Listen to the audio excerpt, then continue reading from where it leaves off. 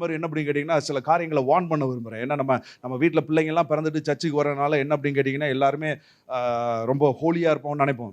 சில சமயம் அவங்களுக்கு தெரியாது அறியாமையில். ஏன்னா நான் பார்த்தீங்கன்னா காலேஜ் படிக்க போகும்பொழுது பார்த்தீங்கன்னா அப்போல்லாம் ஆண்டவரை ஏற்றுக்கொள்ளலை. அப்போ ஆண்டவர்னு கிறிஸ்தவ குடும்பத்தில் பிறந்தேன், கிறிஸ்துவ அறியாமல் இருந்தேன். ஆனால் பார்த்தீங்கன்னா ஒரு ஹாஸ்டலில் தங்கியிருந்தோம். ஒரு ஃப்ரெண்டு தான் சொன்னான், டே நம்ம இந்த ஆல்ஃபபெட்டெல்லாம் இப்படி எழுதிக்கிட்டோம், போர்டுலாம் இல்லை, அது ஏதோ போர்டு சொல்லுவாங்க.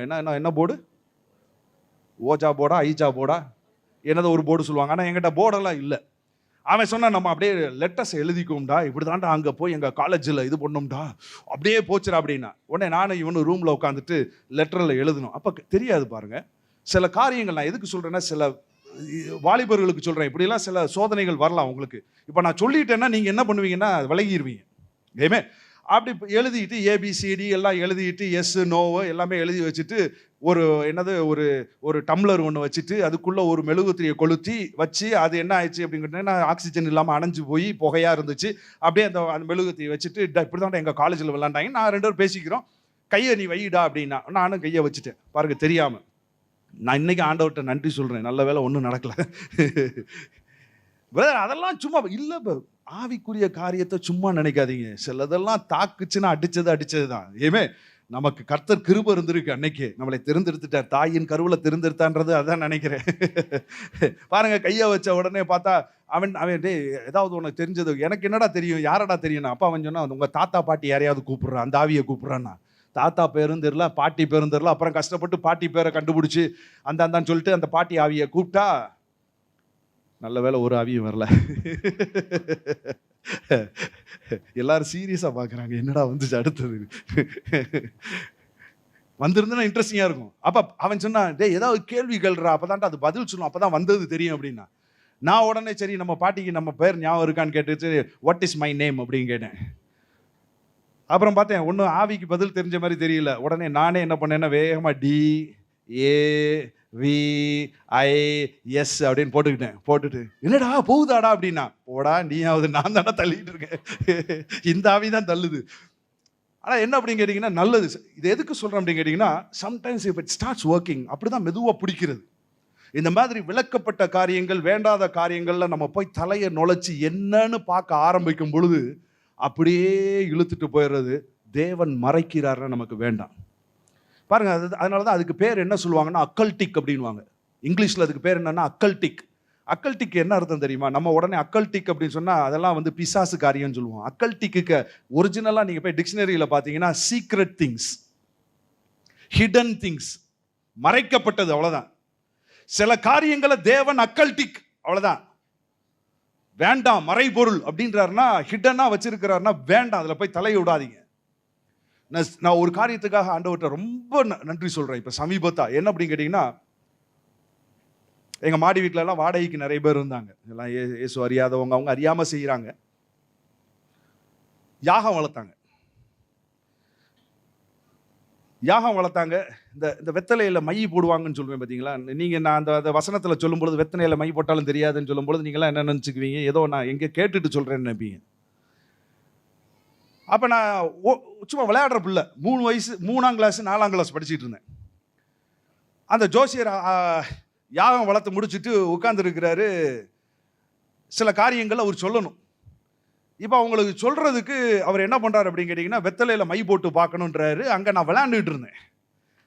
உடனே அவர் சொல்றாரு, சின்ன பசங்களா இருக்கணும், அதாவது என்ன சொல்றது, இன்னசென்ட் அப்படி இருக்கணும் அப்படின்னோடனே நம்மளே பார்த்தோன்னே இன்னசென்ட்டாக தெரிஞ்சிருக்கு. 3ஆம் கிளாஸ் 4ஆம் கிளாஸில், இப்பெல்லாம் இருக்காது.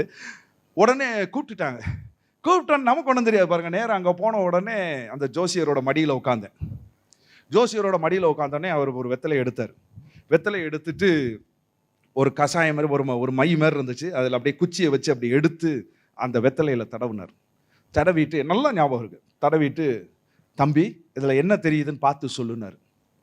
நானும் பார்க்குறேன், ஒன்றுமே தெரியல. நான் சொன்னேன், ஒன்றும் தெரியலங்க அப்படின்னு. இல்லை தம்பி, கட்டாயம் தெரியும், பார்த்து சொல்லு அப்படின்னாரு. சரி, ஏதோ தெரியும் போல இருக்குன்னு நானும் பார்க்குறேன், எனக்கு ஒன்றுமே தெரியல. நான் ஒன்றும் தெரியல அப்படின்னு சொன்னோடனே எப்படி தெரியுன்றது முதல் எனக்கு தெரியல. அப்போ அவர் சொன்னார், படம் ஓடுற மாதிரி உனக்கு தெரியும் தம்பி அப்படின்னாரு. படம் ஓடுற மாதிரி தெரியும், நீ ஏதாவது பார்த்து சொல்லு, என்ன தெரியுதுன்னாரு. இவர் ரொம்ப தொந்தரவு பண்றாருன்றதுக்காக நான் கடைசியில் என்ன சொன்னேன் அப்படின்னு கேட்டீங்கன்னா, ஒரு மரம் தெரியுது அப்படின்னு. அவர் ரொம்ப சந்தோஷமா போச்சு, ஏதோ தெரிய ஆரம்பிச்சிச்சு அப்படி சொல்ல. மரம் தெரியுது, அப்புறம் என்ன தெரியுது, என்ன தெரியுதுன்னாரு. அடுத்தது என்ன சொல்லலான்னு யோசிச்சுட்டு, ஒரு குரங்கு தெரியுது அப்படின்னு. அவர் பார்த்தாரு, இவன் விளையாடுறான்டா அப்படின்ட்டு, நீ எந்திரிச்சு போப்பான்ட்டாரு. ஆனா எனக்கு அதனுடைய ஆபத்து என்னன்றது அப்ப தெரியல பாருங்க. நான் விளையாட்டா சொல்றேன். சமீபத்தில் ஒரு நாள் பரிசுத்த ஆவியானவர் சொன்னாரு, உன்னை அன்னைக்கு நான் விலக்கி காத்தேன் அப்படின்னாரு. சொல்லும்போது சொன்னாரு, வெத்தலையிலையும் ஒன்றும் இல்லை, மயிலையும் ஒன்றும் இல்லை. ஆனால் அந்த பிசிக்கல் ஆக்ட் அவங்க செய்யும் பொழுது, அவங்க அதை தடவிட்டு அந்த ஒரு ஒரு ஒரு பிசிக்கல் ஆக்டை செய்யும் பொழுது, அது ஒரு ஸ்பிரிட்டை இன்வோக் பண்ணும். அந்த ஸ்பிரிட்டு உன் மேலே வந்து உட்கார்ந்து உன் கண்ணை திறந்து விட்டு படம் மாதிரி காமிக்கும். மொத்தத்துக்கு வேலை செய்கிறது என்னது? வெத்தலையும் கிடையாது, மையும் கிடையாது, அந்த ஸ்பிரிட்டு. நான் யோசிச்சு பார்த்தேன், ஒருவேளை அந்த ஸ்பிரிட் என் மேலே வந்து உட்கார்ந்து இருந்ததுன்னா என் வாழ்க்கை ஃபுல்லாக பால் அடிக்கப்பட்டிருக்கும். But God saved me. Hallelujah. நான் இதை எதுக்கு சொன்னேன் அப்படின்னு கேட்டிங்கன்னா, அந்த ஸ்பிரிச்சுவல் திங்ஸில் ட்ரை பண்ணுறேன்னு கூட தயவு செஞ்சு காலை வச்சிடாதீங்க. கர்த்தர் நம்மளை விலக்கி காத்தா ரொம்ப நல்லது. இதில் போய் தலையை கூட விட வேண்டாம். ஆமென். எனக்கு தெரிஞ்ச விசுவாசி குடும்பத்தில் ஜோசியக்காரன்ட்ட போய் கேட்ட குடும்பங்கள்லாம் இருக்குங்க. ரொம்ப இதாக இருந்துச்சு. அதனால போய் டக்குன்னு அவர்கிட்ட போய் கேட்டேன். அவர் நம்ம பக்கத்தில் தான் இருக்கிறாரு, பழக்கமானவர். அவர்கிட்ட போய் கேட்டேன், இது என்னங்கய்யான்னு கேட்டேன். அவர் பார்த்து சொன்னார், இது இப்படித்தாம்மா, அது அப்படித்தான் இருக்கும், சரி கொஞ்ச நாளில் சரியா போயிருந்தாரு.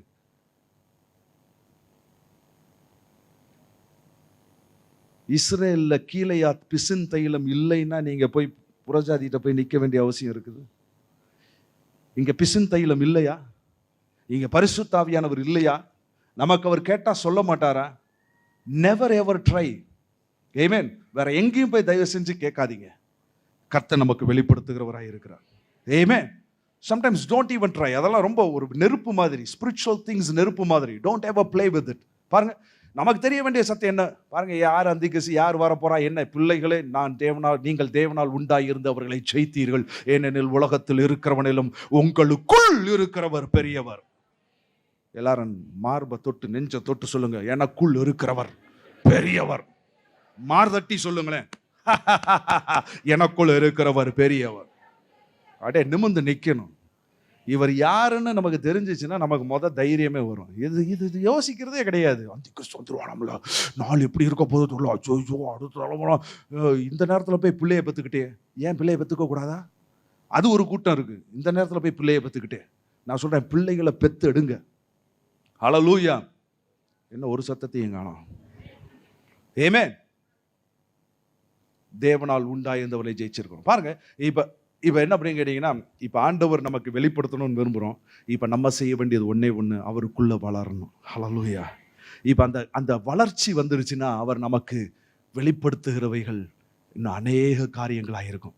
ஆண்டவரோட இயேசும் அதே தான், நான் இன்னும் அநேக காரியங்களை உங்களுக்கு சொல்லணும், ஆனால் அது நீங்கள் தாங்க மாட்டீங்க. ஏன்னா அந்த வளர்ச்சி வரலை அப்படின்றார். அப்போ அந்த வளர்ச்சியை பெற்றுக்கொள்றதுக்கு நான் என்ன பண்ணணும்? எத்தனை பேருக்கு இன்னும் தெரியணும்னு விரும்புகிறீங்க? எல்லாருக்கும் ஒரு ஆசை இருக்க தான் செய்யுது இல்லைங்களா? அப்ப என்ன செய்யணும்னா, இன்னும் தெரியணும்னு, இன்னும் தெரியறதுக்கு கண்ட புத்தகத்தை வாசிக்க வேண்டாம். இப்ப என்ன செய்யணும் அப்படின்னு சொன்னா, நீங்களும் நானும் எக்ஸசைஸ் பண்ணணும். எல்லாரும் சொல்லுங்க, எக்ஸசைஸ் பண்ணணும். ஆமென். சில காரியங்களை தாங்கிறதுக்கு, தூக்குறதுக்கு என்ன பண்ணணும்? எக்ஸசைஸ் பண்ணணும். ஆமென். இப்ப நான் என்ன பண்றேன் அப்படின்னு கேட்டீங்கன்னா, உடற்பயிற்சி பண்றேன். உடற்பயிற்சி பண்ணும்பொழுது என்ன வருது அப்படின்னு கேட்டீங்கன்னா, என் மசில்ஸ் எல்லாம் பெருசாகுது. ஆமென். செய்ய முடியாதெல்லாம் இப்ப செய்ய முடியும். ஆமென். அன்னைக்கு தூக்க முடியாதெல்லாம் இன்னைக்கு தூக்க ஆரம்பிக்கிறேன். அன்னைக்கு ஒரு 60 கிலோவை தான் என்னால் தூக்க முடிஞ்சிச்சு, இன்னைக்கு 100 கிலோவை தூக்க ஆரம்பிக்கிறேன். ஏன்னா பயிற்சி. ஆமென். பாருங்க, அந்த 1 தீமோத்தேயு 4:8 போட்டிருக்கு, சரீர முயற்சி அற்ப பிரயோஜனம் உள்ளது. இங்கிலீஷ்ல எப்படி போட்டிருக்குன்னா, பாடிலி எக்ஸசைஸ். ஆமென். எத்தனை பேர் பாடிலி எக்ஸசைஸ் பண்றீங்க? ஒருத்தர் கூட இல்லை. எத்தனை பேர் உடற்பயிற்சி பண்றீங்க? ஒரே ஒரு பிரதர், இந்த பிரதர் எனக்கு தெரியும், நடந்தே உடற்பயிற்சி பண்ணுவார். அவர் எங்கன்னு கேட்டால் அப்படியே சுற்றிக்கிட்டே இருக்கிறேன் அப்படின்னு புதூர் ஃபுல்லா. அதுக்குன்னு சும்மா சுத்த மாட்டார், பிரேயர் வாக்கு. பாருங்க, உடற்பயிற்சி ஏமே ரொம்ப ரொம்ப முக்கியம். ஏமே என்ன டாக்டர், கரெக்ட் தானா? உடற்பயிற்சி முக்கியம். ஏமேன். ஏமேன். நானும் அப்புறம் கொஞ்சம் காலை ஆட்டிக்கிறேன். ஏமேன். ஸ்ட்ரெச் அவுட் பண்ணணும். ஏமேன். ஏன்னா இந்த உடம்பு ரொம்ப ரொம்ப முக்கியம். ஆனால் அப்பதான் நம்ம நீடித்த நாள் வாழ முடியும். ஏமே சரீர முயற்சி அற்ப பிரயோஜனம் உள்ளது. இட் ப்ராஃபிட்டத் லிட்டில் அப்படின்னு போட்டிருக்கு. அதனால கொஞ்சம் லாபம் தான், ஏன்னா இம்மைக்கு மாத்திரம் தான். ஆனா அடுத்தது போட்டிருக்கு, தேவ பக்தியோ அதிக பிரயோஜனம் உள்ளது, அது இம்மைக்கு மாத்திரமல்ல மறுமைக்கும் அப்படின்னு போட்டிருக்கு. தேவ பக்தின்னு தமிழ்ல போட்டிருக்கு, இங்கிலீஷ்ல போட்டிருக்கு ஸ்பிரிச்சுவல் எக்ஸசைஸ். ஏமே ஸ்பிரிச்சுவல் எக்ஸசைஸ் எப்படி அப்படின்னு கேட்டீங்கன்னா, அது இம்மைக்கும் பிரயோஜனம் உள்ளது, மறுமைக்கும் பிரயோஜனம் உள்ளது. அப்ப நான் ஸ்பிரிச்சுவல் எக்ஸசைஸ் பண்ணணும். பாருங்க, எக்ஸசைஸ் எப்போ பண்ணுவீங்கன்னா 10 நாளைக்கு ஒரு தடவை பண்ண மாட்டோம், டெய்லி பண்ணுவோம். ஏமேன். ஸ்பிரிச்சுவல் எக்ஸசைஸ்னாலே அது என்ன பண்றது? உடற்பயிற்சினா டெய்லி பண்ணணும். ஏமேன். அது என்னைக்கோ ஒரு நாள் பண்ணக்கூடாது. அப்ப ஸ்பிரிச்சுவல் எக்ஸசைஸ் நான் என்ன பண்ணணும் அப்படின்னு கேட்டீங்கன்னா, டெய்லி பண்ண வேண்டியதா இருக்குது. ஞாயிற்றுக்கிழமை மாத்திரம் பண்ணிட்டு நம்ம போறது கிடையாது பாருங்க. அப்ப என்ன, அப்ப அதுல ஒரு எக்ஸசைஸை குறித்து பவுல் அப்போஸ்தலன் எழுதும்போது சொல்றார் பாருங்க. சில எக்ஸசைஸ்லாம் ஆண்டவர் கொடுக்குறாரு பாருங்க. யோசுவாட்ட சொல்லும் பொழுது, போய் அந்த ராஜாக்களை ஜெயிக்கணும் அப்படின்னு சொன்னா நீ ஒரு எக்ஸசைஸ் பண்ணு. என்ன பண்ணு அப்படின்னு சொன்னா, உட்கார்ந்து இரவும் பகலும் இந்த வேதத்தை தியானிச்சுக்கிட்டே இரு, அப்பொழுது நீ செய்வதெல்லாம் வாய்க்கும், புத்திமானாய் நடந்து கொள்வாய்ன்றாரு. ஒரு எக்ஸசைஸ் கொடுக்குறாரு. Spiritual exercise very very vital. வாழ்க்கையில வெற்றி பெறணும்னா அந்த எக்ஸசைஸை செஞ்சுதான் ஆகணும். இப்ப பாருங்க, இப்ப பவுல் அப்போஸ்தலன் சொல்றாரு எபேசியர் 5:18-19, அது 18 போடுங்களேன். 5:18 துன்மார்க்கத்துக்கு ஏதுவான மதுபான வெறி கொள்ளாமல் ஆவியினால் நிறைந்து. பாருங்க, இது என்ன அப்படின்னு கேட்டீங்கன்னா, இது ஒரு எக்ஸசைஸ். எல்லாரும் சொல்லுங்க, ஆவியினால் நிறைந்து. ஆவியினால நிறையணும். இது ஒரு ஸ்பிரிச்சுவல் எக்ஸசைஸ். ஆவியினாலே நிறைந்து, துன்மார்க்கத்திற்கு ஏதுவான மதுபான வெறி கொள்ளாமல் ஆவியினால் நிறைந்து. எல்லாரும் சொல்லுங்க, ஆவியினால நிறைஞ்சு. பாருங்க, நான் நிறையணும். ஏமேன். இது எப்பயோ ஒரு நேரத்துக்கு, ஒரு வாரத்துக்கு ஒரு தடவை நிறையிறது இல்லை, நான் அனுதினமும் நிறையணும். ஏமேன். இந்த ஆவியில நான் நிறைய ஆரம்பிக்கணும் பாருங்க. அப்ப ஆவியில நான் நிறையிறதுனா எப்படி ஆவியில நிறையிறது? அதுக்கு தான் ஒரு எக்ஸாம்பிள் பவுல் சொல்லி இருக்கிறார். அதுக்கு முந்தைய அந்த வசனத்துல பாத்தீங்கன்னா போட்டிருக்கு, துன்மார்க்கத்திற்கு ஏதுவாக மதுபான வெறி கொள்ளாமல் அப்படின்னு பாத்தீங்கன்னா போட்டுட்டு ஆவியினால் நிறைந்துன்னு போட்டிருக்கு. அப்படின்னா ஒரு எக்ஸாம்பிள் காமிக்கிறாரு. ஆவியினால நிறையிறதுன்றதுன்னா இன்னைக்கு நம்ம ஆவிக்குரியவர்களுக்கு புரியுறது இல்லை, அதனால நமக்கு புரியுற ஒரு பாஷையில போட்டிருக்கு. பிரதர், எனக்கு மதுபானத்தை பத்திலாம் தெரியாது பிரதர். உங்களுக்கு தான் அந்த எக்ஸாம்பிளே கொடுத்துருக்காரு. ஆவியில நிறையிறது தான் நமக்கு தெரியாது. நான் சொல்றது கரெக்டா? இப்பதான் யோசிக்கிறாங்க எல்லாரும். ஆனா ஃபுல்லு, குவார்டரு, ஹாஃப் சிலர் யோசிக்கிறாங்க. சிலர் ரொம்ப நல்லவங்க மாதிரி பாக்குறீங்க. அதனாலதான் பவுலே சொல்லி இருக்கிறாரு, மதுபான துன்மார்க்கத்திற்கு ஏதுவாக மதுபான வெறி கொள்ளாமல். அப்ப ஆவியினால நிறைஞ்சுனா என்ன அர்த்தம் அப்படின்னு கேட்டீங்கன்னா, அதுல நிறையிறதுன்னா என்ன தெரியுமா? நீங்க சாப்பிடல, நான் உங்களை தப்பா பார்க்கல, தெரியுமா தெரியாதான்னு கேட்கிறேன். எதுக்கு நீங்க ஒரு மாதிரி பாக்குறீங்க? சாப்பிட்டாதானே தெரியுமா? சாப்பிட்டவங்கள பார்த்துருக்கிறீங்க. அதை தான் சொல்றேன். நமக்கு தெரியும்ல, சாப்பிட்டவங்கள பார்த்துருக்குறோம். நம்ம பக்கத்து வீட்டில் சாப்பிட்ருப்பாங்க, ரோட்டில் ஆடிக்கிட்டே போவாங்க, அப்படியே பேசிக்கிட்டே போவாங்க. அவங்களுக்குள்ளே பேசிட்டு போவாங்க. எப்படி பேசிட்டு போவாங்க? அப்படின்மா பார்த்துருக்கீங்களா? யார் என்னடா பேசுங்கன்னா அவனுக்குள்ளே பேசிட்டு போயிட்டு இருப்பான். ஸோ இதெல்லாம் நம்ம பார்த்துருக்குறோம். அந்த மதுபான வெறி கொள்ளாமல், அதெல்லாம் தெரியுது பாருங்க. இப்போ ஆவியினால் நிறைஞ்சுனா என்ன? ஆவியினால நிறையுது அப்படின்னு சொன்னா நம்ம மக்கள் என்ன அப்படிங்கிற ஞாயிற்றுக்கிழமை வருவாங்க, பிரதர் நம்ம ஆவியில நிறைவோம்,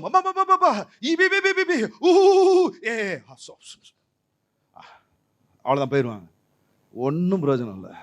வெளியில போன சாத்திடுவான் ஒரு சாத்து பிசாசு. எனக்கு அவனையும் தெரியும் இவனையும் தெரியும், நீ யாரடா அப்படின்றான் பிசாசு. ஏமே 5 பைசாவுக்கு பிரயோஜனம் கிடையாது. நான் சொல்றது எத்தனை பேருக்கு புரியுது? அப்ப என்ன அப்படின்னு கேட்டீங்கன்னா, என்ன நிறையிறது? ஃபர்ஸ்ட் செகண்ட் சர்வீஸ்ல தான் கேட்டேன். ஒரே ஒரு பிரதர் அங்க இருந்தார். அவர் டான் பதில் சொல்லிட்டே இருந்தார். அந்த பிரதரை பார்த்து நான் கன்கிராச்சுலேட் பண்ணணும்னு நினைச்சேன். நான் செகண்ட் சர்வீஸில் பார்க்க முடியல அவரை. அவர் தான் ஒன்றா பதில் சொல்லிட்டே இருந்தார். மதுபான வெறி கொள்றதுக்கு உங்களுக்கு தெரியுமா அப்படின்னு கேட்டேன். இங்கே ஒருத்தர் சொன்னார் தெரியும் அப்படின்னாரு. அது மதுபானம் அந்த ஆவியில் நிறையணும்னா, அந்த ஆவியில் நிறையணும்னா எங்கே போகணும்? ஒயின் ஷாப், டாஸ்மாகுக்கு போகணும். டாஸ்மாகுக்கு போகணும், சரிங்களா? அந்த வெறி கொள்ளணும்னா டாஸ்மாகுக்கு போகணும். வழி தெரியுமா? இப்படிலாம் கேள்வி கேட்காதீங்க பிரதர். பாருங்க, நமக்கு தெரியும், நம்ம வர வழியில பார்த்துருப்போம், இந்த இருக்கு அந்த இருக்குன்றதை பார்த்துருப்போம். அப்ப அங்க போய் அங்க உட்கார்ந்து என்ன பண்ணணும்? சொல்றதுக்கு வெக்கமா இருக்குது. இங்க வச்சு கேட்குறீங்களே, நீங்க அதை கரெக்டா சொன்னாதான் நான் இதை சொல்லுவேன் இங்க என்ன பண்ணணும்ட்டு. அப்பதான் அங்க ஒரு பிரதர், அங்க உட்கார்ந்து இருந்த பிரதர் கரெக்டா டான் அடிச்சாரு.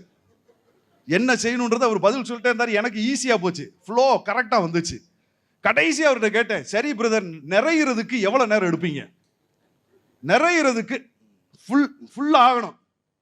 யாருமே கொஞ்சம் சாப்பிட்டு ஸ்டெடியாலாம் வர போறது இல்லை. போனோம் ஃபுல்லா ஆகணும்னா எவ்வளவு நேரம் ஆகும்னு கேட்டேன். அவர் தான் சொன்னார் 4 மணி நேரம் ஆகும்னார்.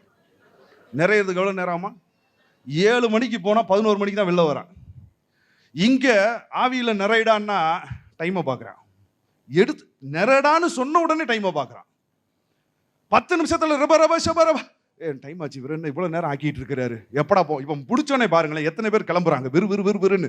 ஏற்கனவே டைம் ஆக்கிட்டாரா, போகும்டா அப்படின்னு கிளம்புவாங்க பாருங்க. அங்க போனா டைம் போறதே 4 மணி நேரம் ஆகுமா. உட்காந்து அப்படியே சுவைச்சு அதை சாப்பிட்டு இதை சாப்பிட்டு அப்படியே டைமை இழுத்து வீட்டுக்கு வரும்போது ஒரே ஆட்டம் தான். அதுக்கப்புறம் பேச்சு மாறிச்சு, அவர் நிலைமை மாறிச்சு. என்னடா ஸ்டெடியா போனாலும் வித்தியாசமா வராரு. நான் சொல்றேன், அது பேர் தான் நிறையிறது. அது பேர் தான் நிறையிறது. ஆவியில நிறையிறது அப்படித்தான். ஆவியில நீங்க நிறைஞ்சிட்டீங்கன்னா நீங்க நிறைஞ்சிட்டீங்கன்றத மற்றவங்களால கண்டுபிடிக்க முடியும். ஆமென். உங்களோட பேச்சே வேற மாதிரி இருக்கும். உங்களோட பேச்சே it will be super natural. Amen. He is filled with the Spirit ன்னு தெரியும். He has spent his time there ன்னு தெரியும். அவர் நேரத்தை செலவழிச்சிருக்கிறார். அவரோட வாயில இருந்து வர வார்த்தைகள் எப்படிப்பட்ட வார்த்தைகள்ன்றது தெரியும். அளப்புற வார்த்தைகள் இருக்காது. சில அப்படியே ஷார்ப்பா இருக்கும்.